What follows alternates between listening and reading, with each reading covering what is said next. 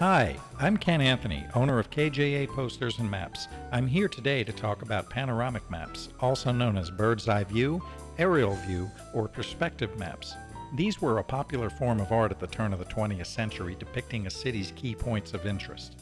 Unlike traditional maps, panoramic maps often highlighted the commercial aspects of a town while also clearly showing many local residences. I've had a lot of fun looking up places I've been to on these maps, and I gotta say, it's amazing just how much things change, and also how much things stay the same. Visit us online, www.rainfall.com. Thanks for watching.